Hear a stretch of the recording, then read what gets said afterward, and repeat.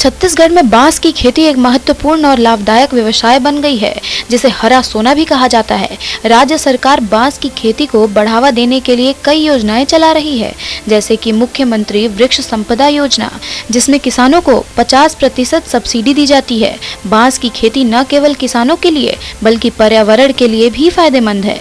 वहीं धमतरी में बांस की खेती को बढ़ावा देने समग्र बांस विकास सम्मेलन का आयोजन किया गया, जिसमें किसानों के साथ मिलकर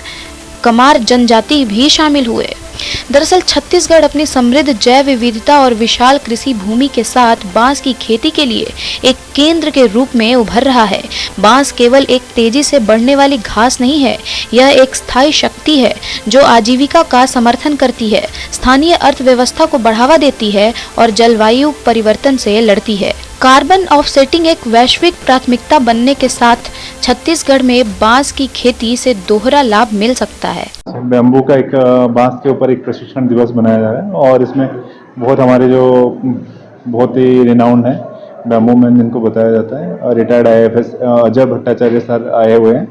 और उनके साथ हम लोग जितने भी बांस की जो खेती करते हैं और आर्टिसन हैं,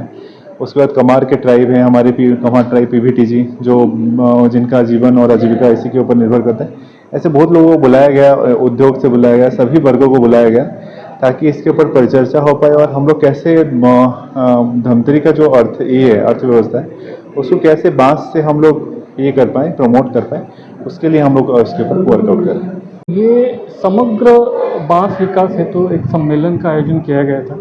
जिसमें बांस के जो भी किसान हैं, अपने बसोड़ है, बांस बैम्बू में काम करने वाले आर्टिसंस हैं, समस्त विभागों में एग्रीकल्चर, हॉर्टिकल्चर, फॉरेस्ट,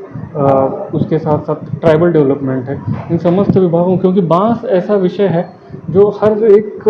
विभाग को छूने वाला विषय है, तो सभी का एक कोऑर्डिनेशन बन के, जैसे काफ़ी सारे एग्रीकल्चर एक्सटेंशन ऑफिसर्स है, हॉर्टिकल्चर से है, जो किसानों से बहुत सारे जुड़े हुए लोग हैं, और विभाग से जो केंद्र शासन की कुछ स्कीम्स है, जो राज्य शासन की कुछ स्कीम्स है, जो बांस लगाने से, मतलब किसान के खेत में बांस लगाने से लेके जो बांस तैयार होता है उसका प्रोसेसिंग करके उसकी शेल्फ लाइफ बढ़ाना, उसके साथ उसका जो फाइनल उत्पाद बनाना, उसके बाद उसका मार्केटिंग करना, ये हर बांस के हर पहलू के लिए जो शासन की योजनाएं हैं उसको जो है किसानों को तक ले जाना, उस विषय पे ये कार्यशाला थी। उसके साथ ही जो हमारे ज़िले में जो PVTG है, कमार जनजाति है, वो विशेष रूप से बांस पे ही काम करते हैं, अन्य किसी जो है कृषि के पे को काम नहीं करते उत्पाद पे, तो उनके लिए भी एक पहल था कि उनकी जो आय कैसे उस पर बढ़ाई जा सकते हैं, उनके प्रोसेसिंग जो वो रोज़मर्रा में वो जो बनाते हैं बांस और टोकरी के, उसके आगे जाके जो और कुछ रिफाइंड प्रोडक्ट्स को कैसे बना पाए और उसका मार्केटिंग कैसे किया जा सकता है, उसी विषयों के लिए ये समिट का आयोजन किया गया था। यहाँ सर बांस को प्रोडक्शन के संबंध से ही ट्रेनिंग रखा गया था, जो हमारे धमतरी जिला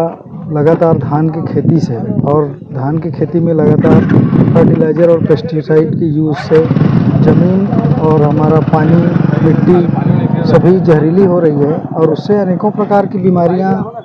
पनप रही है और उससे हमारे हम सब परेशान हैं। तो इस उद्देश्य हेतु भी बांस की खेती को फोकस किया गया है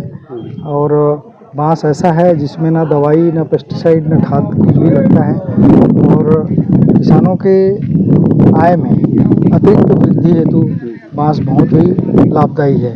इसलिए बांस का जो प्रोडक्शन किसानों को करना बहुत ही मुनासिब है। उसमें जो बम्बू का पौधा के बारे में जानकारी दिए और उसमें जो प्रोडक्ट बनता है उसका जानकारी दिए, उसमें जो मेडिसन, खाद वगैरह जो बनता है उसमें जानकारी दिए। बांस के संबंध में भी जानकारी दी। हाँ, बांस के संबंध में भी जानकारी दिए कि पौधा मतलब लगा के मतलब तैयार करके अपना प्रोडक्ट बना सकते हैं, बेच सकते हैं बांस को, बम्बू को,